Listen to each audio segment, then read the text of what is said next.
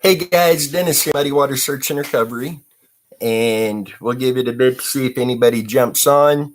But tonight, basically, what I'm doing is just coming on, and if anybody has any questions on any of the cases that we're working on, you could absolutely put that in the comments, and we will try to get those answered for you. Um, there for a while, we were debating if we were going to go ahead and do this tonight, but I had already had the word out and I wanted to go ahead and jump on just in case.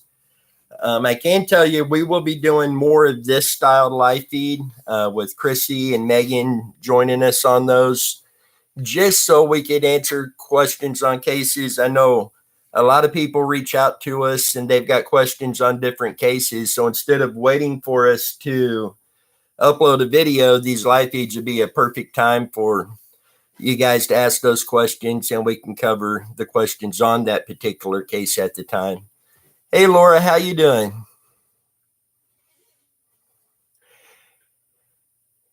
And right now on Summer, there is absolutely no further information.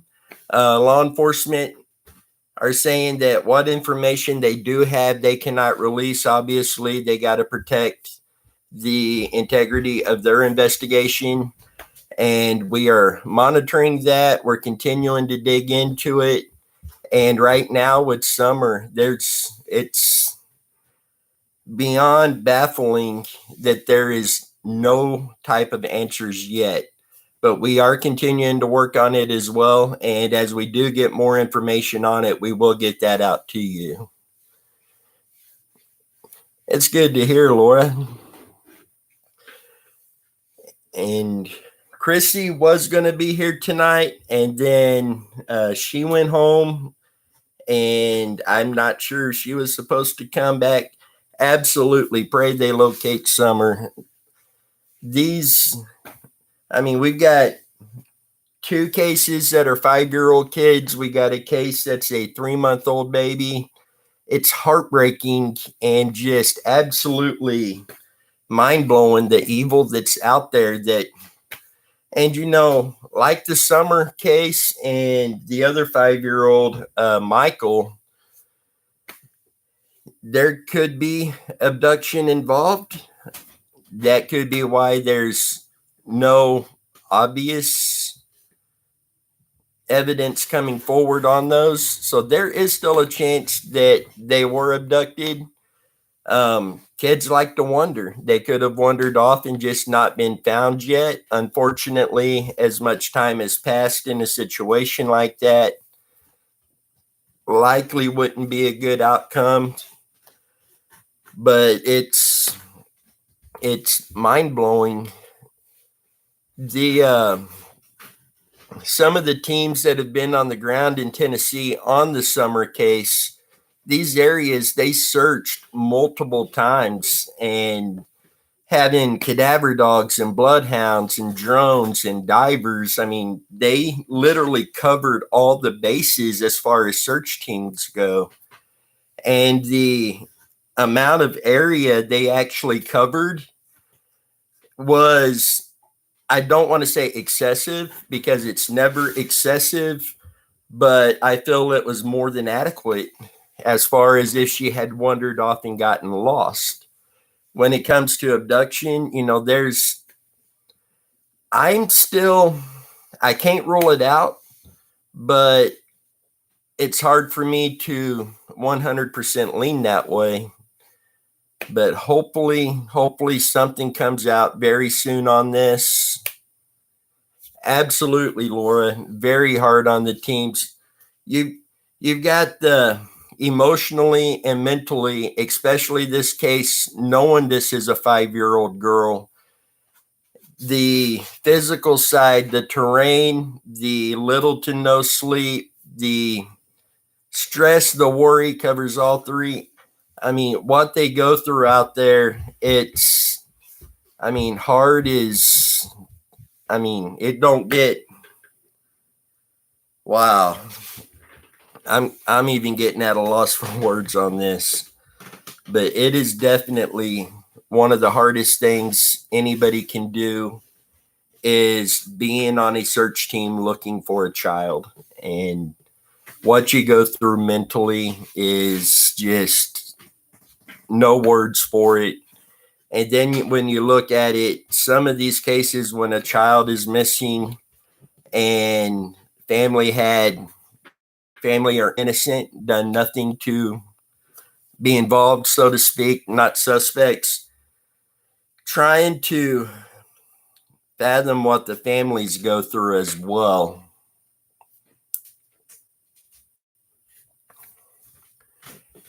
I don't know. There's something telling summer is closer than we think, and that is very possible.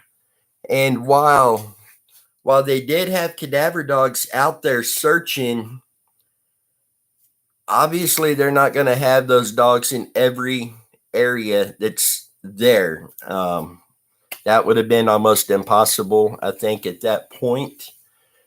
And some cases, GPR would be needed, but there is some areas of interest I have on the summer case that are still fairly close to the house.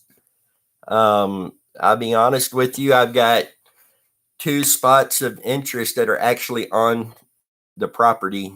I'm not saying I believe 100% the families involved, but obviously even law enforcement say they cannot rule that out. And it needs cadaver dogs to search it and possible GPR to search. And several of our viewers also kind of had that same mindset. We've discussed in messages before, and some of you guys, I agree on these areas on the property. One of them, I believe, the grandmother, I believe it is her trailer, I believe underneath that needs searched. The flowers that they were planting in the yard, I believe that needs to be searched. And I mean, what better way to hide evidence that we were out here planting flowers in the yard, and they've got the alibi and it not really get looked at. Not saying that's the case here, but that is a possibility. But then there's some areas around the swimming hole that they were at, I think really needs to be checked thoroughly. And I know the teams on the ground done an amazing job. The team, I don't have their name off the top of my head. I believe they come up from Texas. They were up there multiple times. Absolutely amazing job. Just an absolute wonderful team. And I will try to get the name of that team and get it on here and their website. Please check them out. I mean, they do incredible work.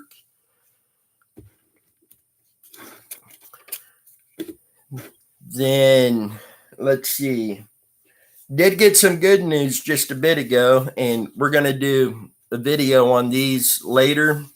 But with you guys, I want to go ahead and announce that I get their ages. Daryl Kurtz, who was missing from Lawrence, Kansas since September 12th, 2021, 17-year-old, was located safe. And Daisha Year, who was missing from Pittsburgh, Kansas since August 2nd, 2021, 14-year-old girl, has also been located safe. So that was some really good news. Thank you, Mac. That is it. EquiSearch. Check these people out. I mean, they are incredible. And just, I mean, for teams like us, they are such an inspiration. And just, I cannot say enough good about EquiSearch. And for that, the other teams that are out there doing this as well. 99% of the teams out there is volunteer. They don't charge the families. They run off of donations and out of pocket. And my hat's off to every one of them. Incredible people. And not all of us do everything the same way. Some of us are completely different in how we operate, but at the same time, everyone's on the same team, the same goals, and that is finding the answers for the families and bringing these missing people home. So, my hat's off to everybody that's out there on the ground. My hat's off to all of you that are digging into these cases, getting that information sent out to where it needs to go. And that teamwork makes all the difference. I can be looking at a case and obviously theories run through my head, and I see this case one way. You might look at the case and see it completely different. And when we kind of share our mindset on these, it gives us a different point of view and allows us to step back and see it through somebody else's eyes. And a lot of times, that's when stuff starts popping out. I didn't realize this will go with that. And that's how a lot of these cases get solved. So the teamwork involved, from boots on the ground to you guys who dig into these, I mean, it's incredible. When we got into doing this, you see the world right now is at such a messed up place, so to speak. But then when we got into doing this and we started getting to talk with some of you on these cases, we started realizing there's a whole lot more good people out there than what we were thinking coming into this. And this has just been an incredible journey so far. I was looking back, and I believe our first video, search and recovery related, was actually 7 months ago, and I believe that was on the Randy Leach case. And to see how far we've come in that 7 months, we've done water searches, we've done ground searches, we've got tons of videos of cases out there. These two cases here brings the number up to 97 cases that we have worked on that has actually gotten solved. So that is 97 different families that we know of that has gotten answers. And I can tell you 62 of those, their missing loved one was found safe. And a lot of that is because people like you digging into these cases, keeping your eyes open, and getting that information out there.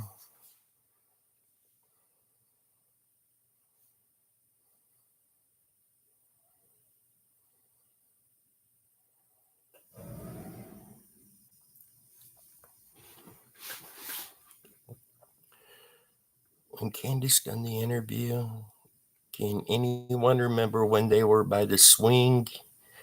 Asked if the area with all the trees opposite the swing. Candace said the boys sometimes ride down there. I will have to go back and look at that interview and try to catch that.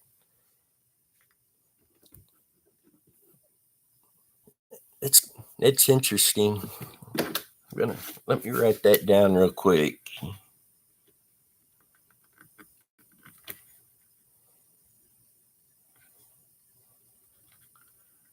Sorry guys, I want to get this written down so I can go in and check this out.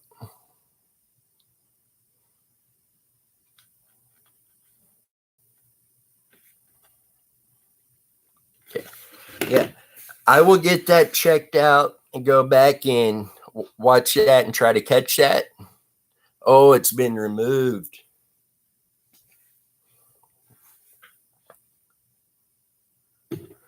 Well, we'll dig in and see if anybody else. Laura, yes, I believe there is a tank under the grandma's trailer.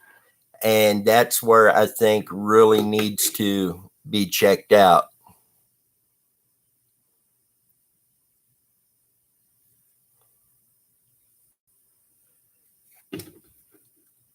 And in fact, I have I had not found anything showing that underneath that trailer had been searched. Yes, it is a septic tank.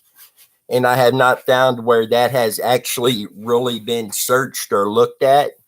And that is one of the areas that I feel really needs to be looked at.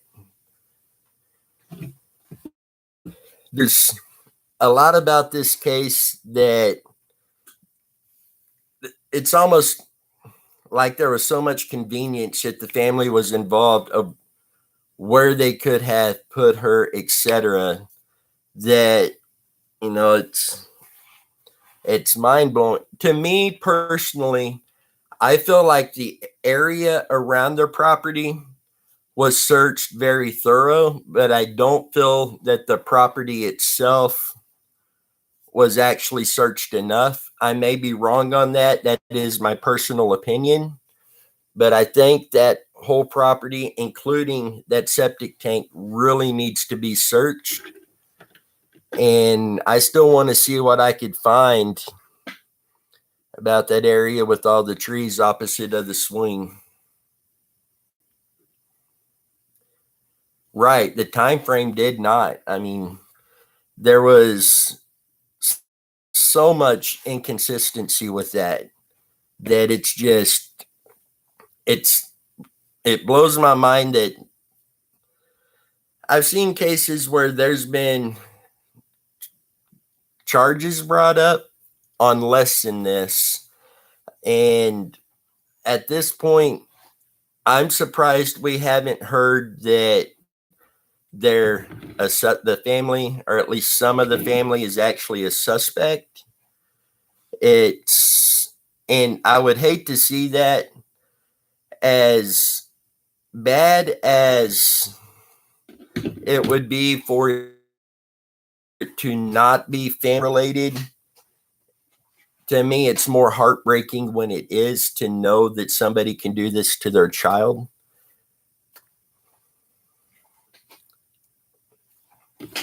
And that is true. There are so many ways onto that property.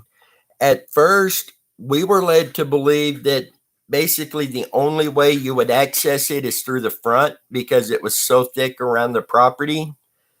And going on satellite pictures, it kind of looked like it was really thick, but when you would drop it down and kind of get an angle view of it, it wasn't quite as thick on the imaging as what it originally appeared. So yeah, I believe there is a lot of ways that you can get on and off of that property.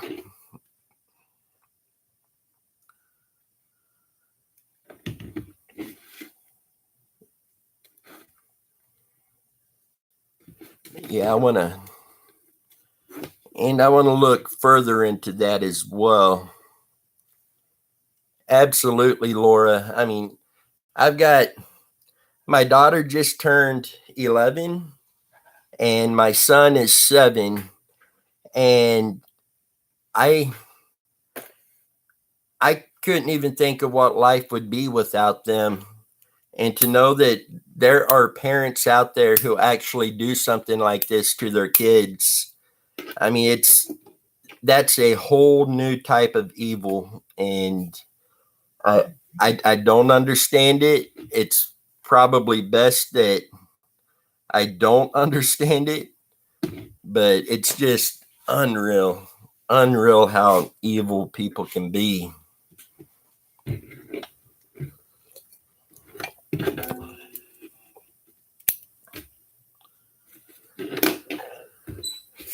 Then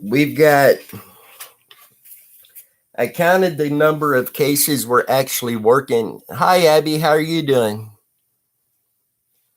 I've counted the number of cases that we actually had that we are working on at the moment, and we still have 46 cases that we are currently looking at.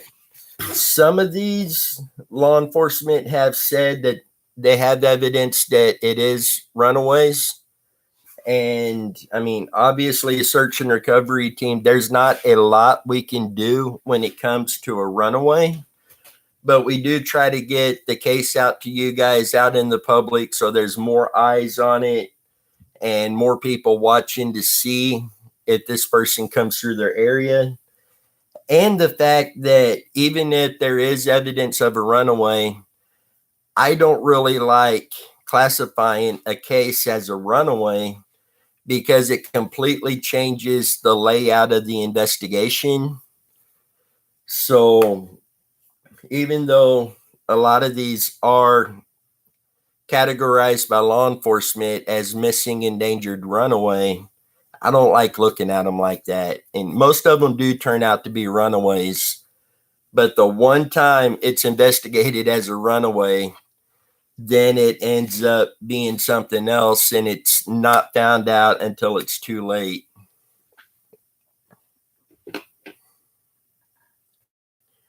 Abby, are you talking about Gabby Petito?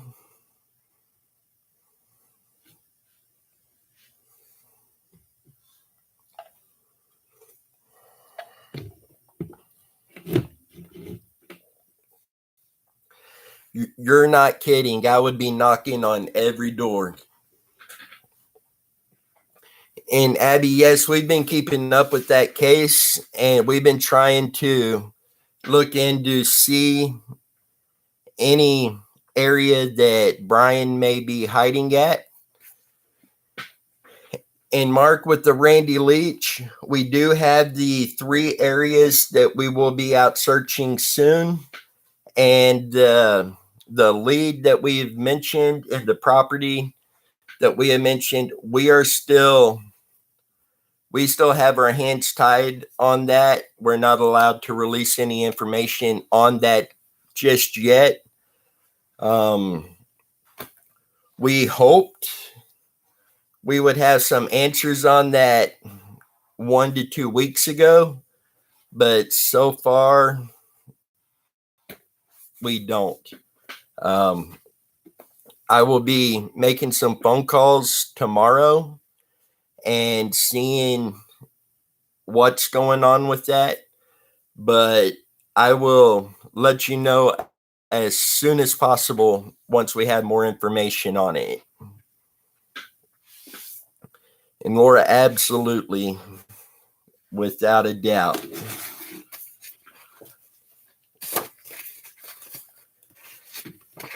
In fact, some of the searches we've got at least 3, possibly 4 areas on Randy Leach's case that we need to search. And 2 of these areas on that, we're still waiting to hear back from the family. And hopefully we can get permission to search those properties. Cole Firestein, we have an area that we will be getting to. And then Star Boomers, we have 2 areas that we will be searching for her. And hopefully Dog the Bounty Hunter can find him. We discussed, one of our viewers discussed him with us the other day. And he actually has contributed, I believe, $20,000 to the reward. And he has said that he's not there to claim any reward if he does find Brian, that he's not taking any of the money from that. Hopefully Dog can find him. And Joshua Bohannon, I don't know if I've got that one down here or if it's upstairs. We are looking into Joshua Bohannon's case. And with that one, it's heartbreaking from what little I have seen on it, just seeing how much pain the family is going through on that case. Is this one here?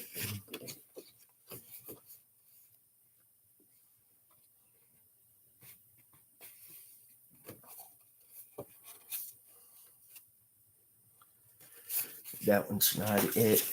If I remember right, and correct me if I'm wrong, but it was Joshua, and I believe his girlfriend was at like a state park, and they kind of separated there, I believe, and I may have this wrong, so please correct me if I'm wrong. But a park ranger remembers seeing her there, but doesn't remember seeing him. And I'm not going to speculate more than that right now, but we are looking into that one, and we'll continue to do so and update you guys as we get more information in on that one.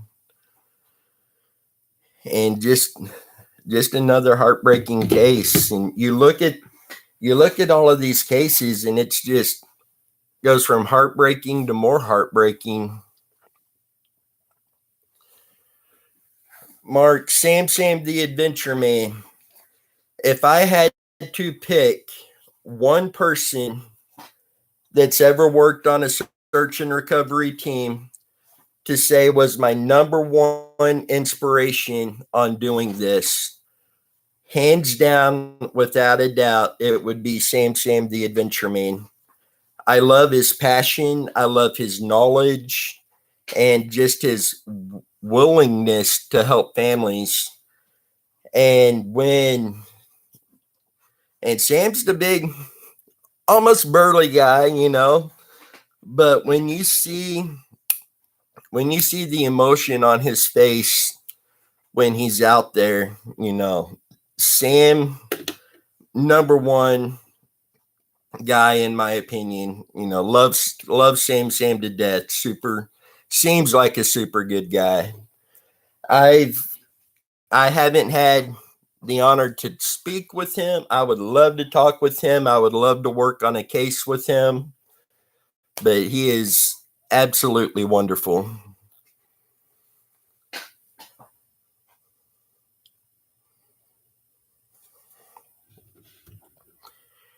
And that would be awesome if they can look for Summer as well. In fact, I'm gonna see if I can contact Dog.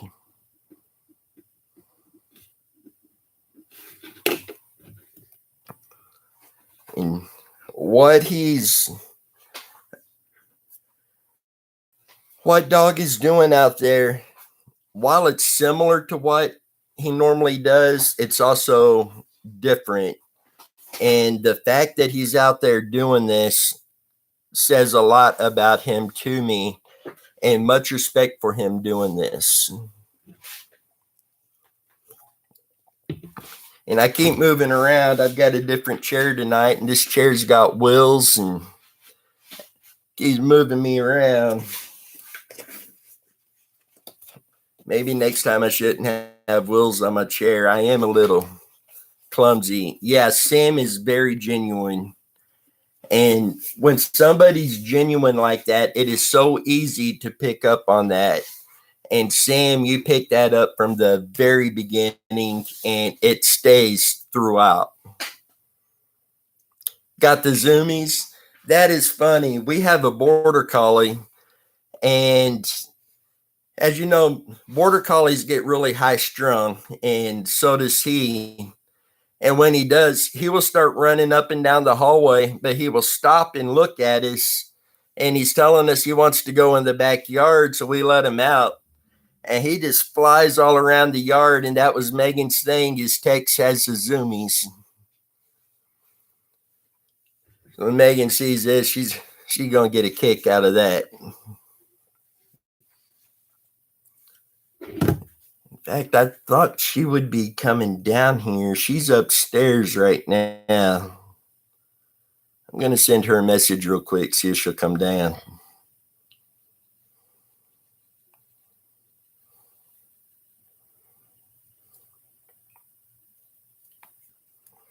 But we will be doing more of this style of live feed.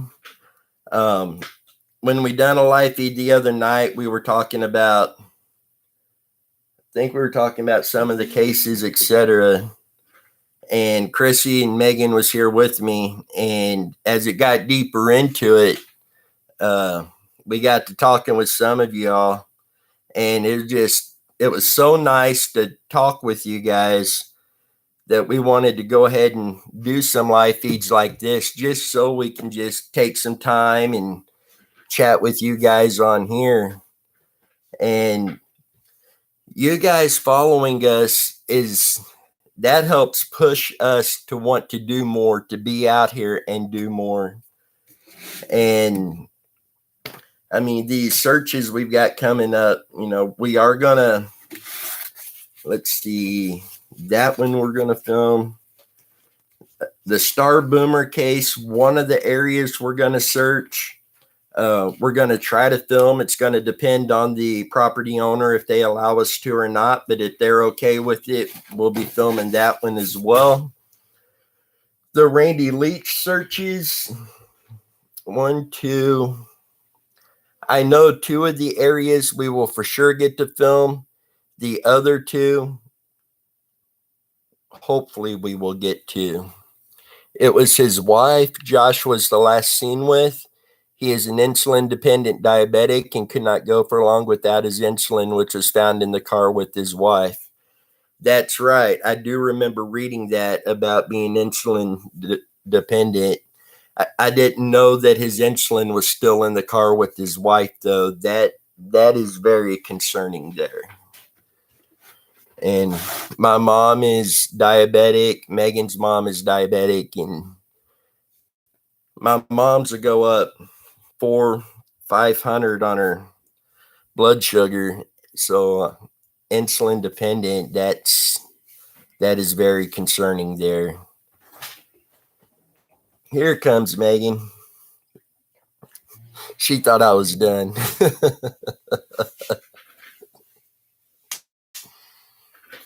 But yeah, we will be. That makes it for sure. The Joshua Bohannon case, we will definitely be digging into that case. Hey, Laura.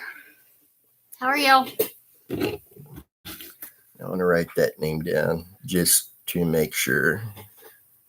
What you been talking about? We've been discussing the Joshua Bohannon case. I've got the file upstairs we just started working on, and we will dig further into that one. Okay. Insulin dependent and can't go along without his insulin, which is found in the vehicle with his wife.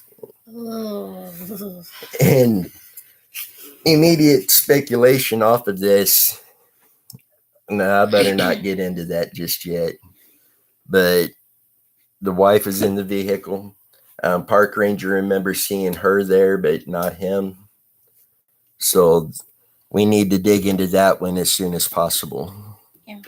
In fact, I will get a hold of Chrissy tonight and let her know so she can be digging into this as well. But I figured they've heard me ramble long enough, so I wanted to bring somebody else down to ramble for a little bit. I don't know what to ramble about. And we've talked a little bit about Summer's case, and how I feel the septic tank under the grandma's trailer needs searched, the flower garden, and possibly down by the swimming hole again. We talked about, I see Randy Leach. We talked about some on the Randy Leach case. And somebody, I think it was Mark. Let me scroll up here.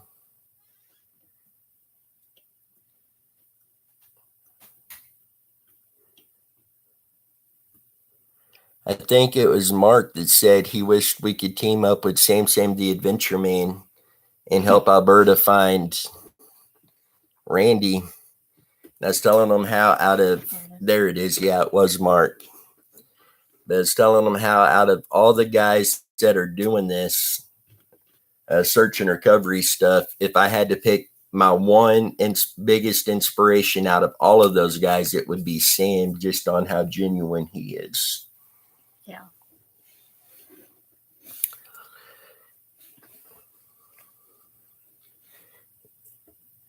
Yeah, his wife currently incarcerated for other charges. Didn't show much concern regarding Kim being missing, And also immediately after Josh disappeared, she had a new boyfriend, very sketchy.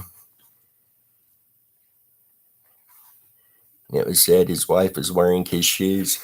Okay, now it's safe to go ahead with what speculation instantly jumped in my head is she would be involved in this. And did she act alone? Did she have somebody else out there? A new boyfriend this quick, So to me, usually when a new boyfriend pops up into the picture so quickly, he's involved. Yeah, and normally if it's that quick, it had been going on for a while. So we will definitely be getting into this case because this for sure needs answers as soon as possible. And no problem. I mean, our whole goal is to help as many families as we can find the answers they are looking for and to help bring as many missing people home that we can. And this case just screams out to me that we need to work on it. There was another one, and I think it's upstairs too. Because I had two cases upstairs that I'm really wanting to dig into. One was this one, and the other one, a viewer had reached out to me. I done a video on it last night, I believe it was. I don't remember the name. That's the bad part. But those are the two that are just screaming out to me. This is the one that when he disappeared, a deputy fell into a 160-foot sinkhole while following up on a lead for him. And unfortunately, the deputy passed away. Josh Thrasher, that's who I'm thinking of. Yeah. Absolutely, it could. And that's, man, I was telling them how both of our moms are diabetic and, insulin and your sugar levels, that's just something you don't play with. Things can go wrong very quick. And that just, the concern level on this case, simply that alone is through the roof.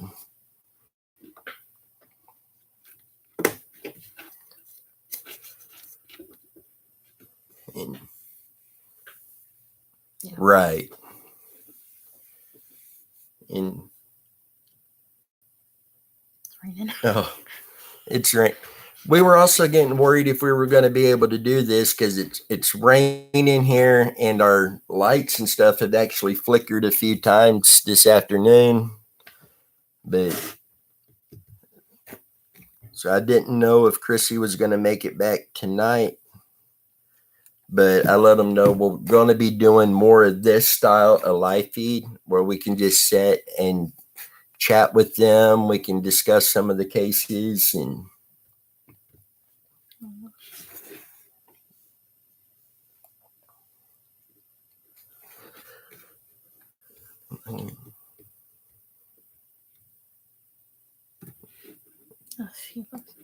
thank you. I'm going to. Oh, no, I'm not. I'll do that afterwards. Laura likes that idea.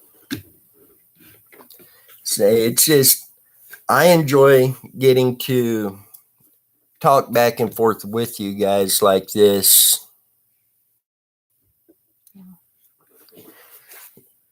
Yeah, and unfortunately, going into a coma because of not getting your insulin, that happens fairly often. And a lot of times it proves to be fatal. Yeah, my mom wound up having not a severe, but a pretty massive stroke because she didn't know she was a diabetic and all that went along with it. So, Retired RN. Well, thank you for everything that you've done in that field. I know you helped a lot of people doing that.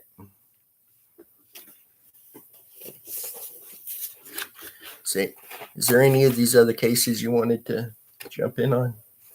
Before we do, I've already announced to them, but Daisha Ear and Daniel Kurtz were both located safe. Is that Daniel or Daryl? Daryl Kurtz. I keep saying Daniel. Daryl Kurtz. Good catch. I'm not good at reading names or any big words for that matter. Let me see if I can find something that shows my handwriting so they see what. Oh my. If it's something I wrote, what I'm dealing with trying to read. Yeah, there you go. I don't have the prettiest handwriting out there.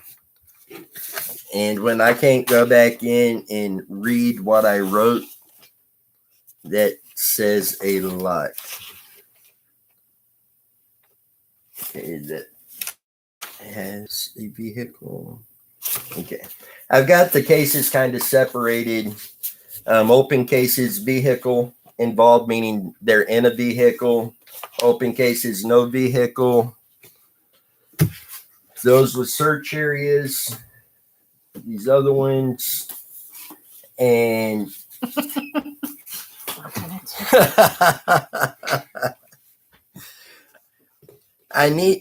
I gotta get.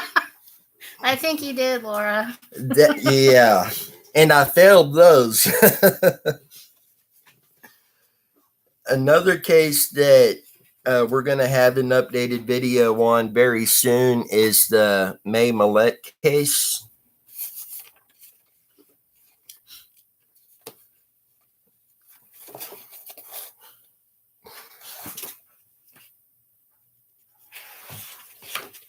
That would be absolutely awesome.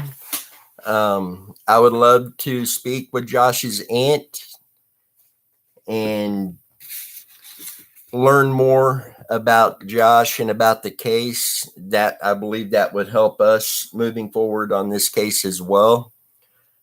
One thing that we learned very quick is we can't always go off of what we find online. I think a lot of the people, their heart's in the right place, but they get to going over their thoughts and theories and pushing it as fact, that a lot of times you can't really go off of what's on there. We will still take note of it and look for anything that would back that up before running with it. So being able to talk to a family member, it really, really helps us to focus in on the facts on the case. And prime example of that goes back to the Randy Leach case. And when we first started looking into that, seeing all the theories and what was classified as rumors that are out there on this case, but when we got to meet with Randy's mother, Alberta, and sit and talk with her, it put everything really into perspective for us. Try reading Doctor's handwriting. No. If it's worse than mine, I'm gonna pass. You see that one?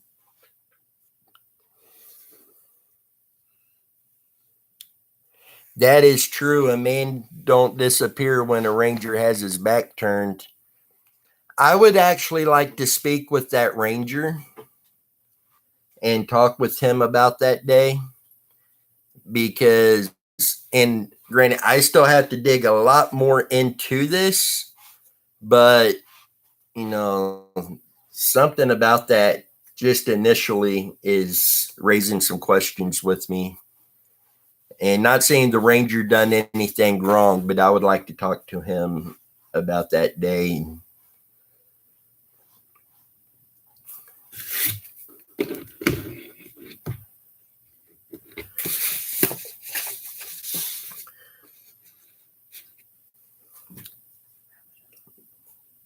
You can jump in. Megan's giving me this number. I don't know what to say. You've covered a bunch of it. I told him how many cases we have right now, how many cases that we've worked on that have been solved.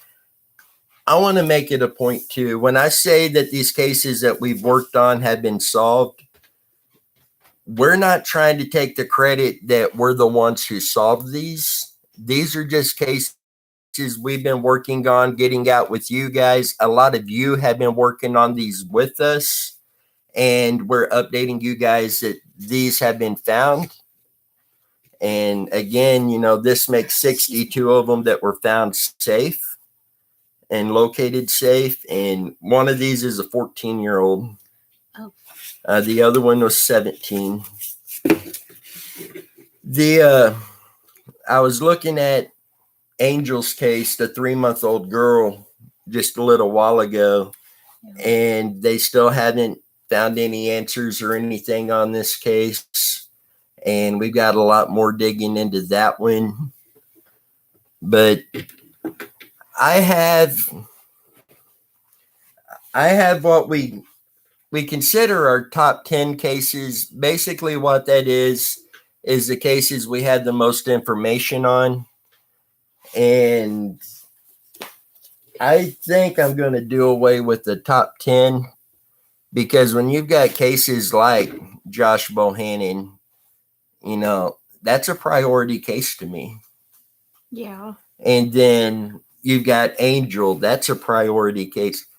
And it is so hard to try to determine what case to work on at this exact moment. But at the same time, we have to work on each one of those. And that's why I'm glad that there's me, you, and Chrissy. And I'm so thankful to all of those who look into these cases as well and helps us find that information. Yeah, because like we've said before, a lot of this stuff, a lot of these recoveries and stuff wouldn't happen without your guys' help. So teamwork all the way around. Yeah.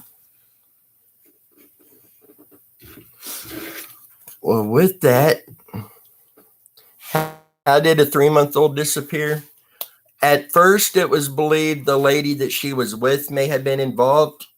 And then now her dad has been arrested, I believe, on separate charges.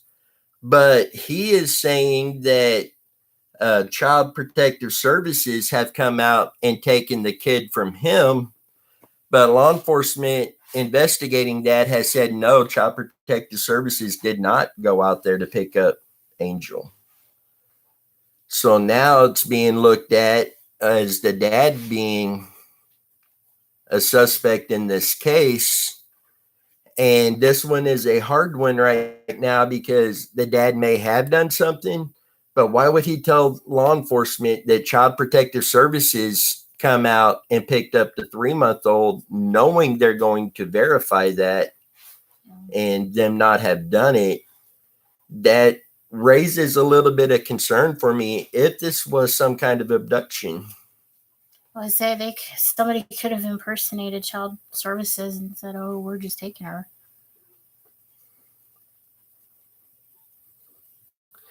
I hear you there.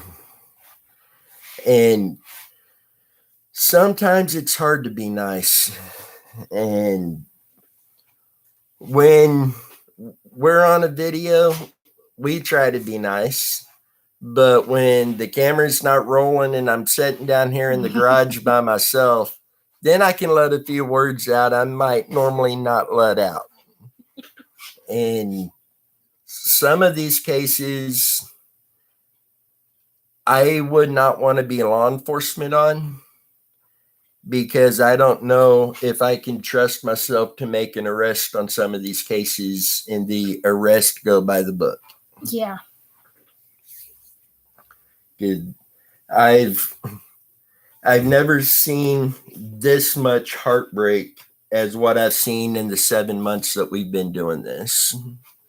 Yeah. And it's been bittersweet. I mean, you see some of the most evil things that people can do, but you also get to meet a lot of good people and see that there are more good people out there than what we think there are. So this has been a bittersweet journey, And I look forward to what the future of this journey holds. So many children. I mean, it's Too many. yes. This is we had a 10-month-old a while back ago. Um, I don't remember her name, but she was found safe. No, that one was found deceased. It was a 3-year-old that was found safe. Yeah, that sounds right. So we did have a 10-month-old baby that was found deceased. There's really no right answer to that one.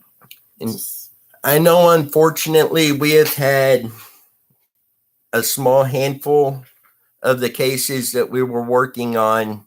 They were located deceased, and it was self-inflicted. It was suicide. And for those, it seemed that, the lockdowns with COVID really affected a lot of people, really hurt finances for a lot of people. And Me too, Laura. Me too. It just got too much. And yes, there's organizations out there that promote suicide awareness. In fact, we're going to be doing a video on that topic soon. But, most of you could relate to this. It is so hard to pick up the phone, call somebody, and say, hey, I need help. And a lot of these people may not even know that they need help. So it's just a very sad situation all the way around. And speaking of this, I've had a few of our viewers reach out to me and asked if we're ever going to do like a meet and greet type event like some of the other teams do. And that kind of got me thinking a little bit. And I'm interested in doing something like that. And I've mentioned Kansas Missing and Unsolved on here quite a bit. Super good guys doing super good work. And yeah, they do cover more cases than just Kansas. But I mentioned it to Ricky with them, and he's interested. We're planning on trying to get to sit down with a fire chief and discuss water search and rescue and recovery, and then eventually hopefully sitting down with law enforcement to discuss missing persons cases and etc. And so what we are considering is a meet and greet styled event where there's several teams there, but we'll have maybe some firefighters, some law enforcement people there to get up to kind of speak about some of this. Yeah. So we're looking definitely at next year for something like that. Georgia, that's down close to Kentucky. There is one of our followers, Catfish Bob, lives over in Kentucky. And we were joking around on the last live feed about going catfishing. He sent me a picture of a catfish he caught, and I'm ready to take a road trip. We go down there, we may have to swing through Georgia too. But if we do this, at first I thought here in Leavenworth, but I think I've decided it would be in either Topeka or it would be in Kansas City. So this is very, very early stages on that. So we'll update you in the future on where this is going. But I think it would be awesome to get to meet some of the viewers. Oh, Exploring with Nug. I love that dude. He is fun to watch. I watch him on YouTube all the time. And Depths of History. That's another one I really enjoy. And then I also like Chaos Divers with Jacob. I have talked with Jacob a few times, and he's a really good dude. But yeah, Nug, I love that guy. I'll watch every one of his videos when they come out. Just super cool.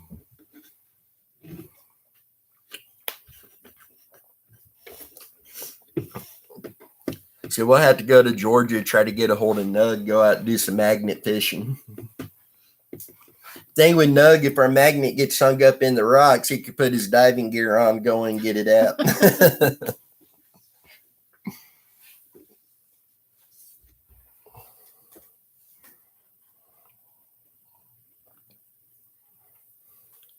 That is very sad. And I've heard where people have been basically turned away needing help. And then I have met some that simply didn't want to be helped. They were to that point. It was like they felt this is the only option they have. And again, if anybody sees this, if you ever are having these thoughts, we put our contact information on every video. Please reach out to us. I'd rather get woken up at 3 o'clock in the morning by somebody saying, "Hey man, I just need to talk," than getting an alert at 3 o'clock in the morning that somebody went out and committed suicide.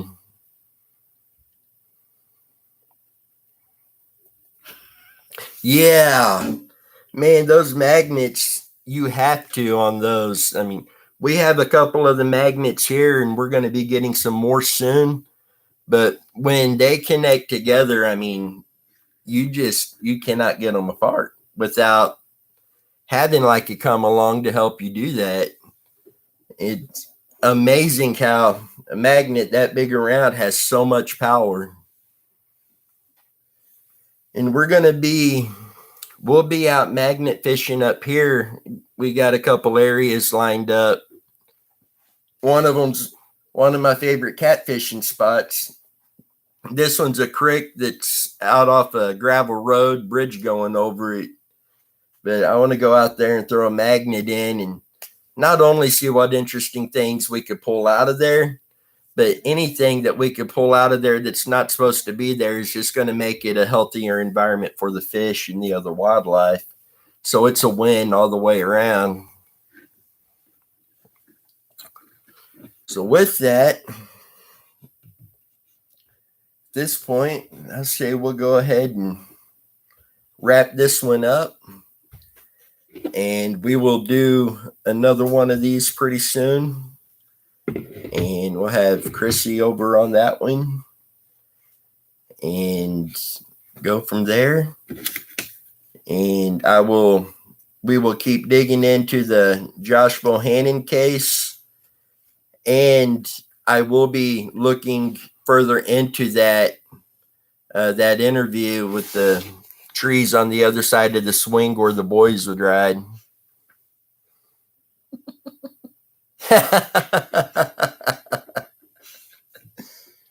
Hey, there we go. We can go down there with catfish, catch a lot of big catfish. Then we can go out there and get an island. You know, if you had your own island, then some of these people that makes you want to scream and not be nice or mean. 62-pounder. Wow.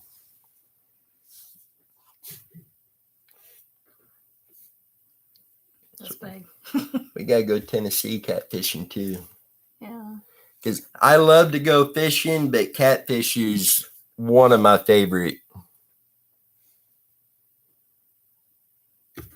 Allergic to be Laura. And absolutely, there's always someone at the end of a phone. Just don't do this on your own. Anyone in need, please ask someone to help. Nice people will help if they can. Absolutely. Yeah. And we will take that kind of phone call any time. Because I would rather it be, hey, I just need to talk instead of the other side of this. So with that, we're going to go ahead and call it a night. We want to thank you very much for joining us on here tonight. And we will catch you down the road. Thank you.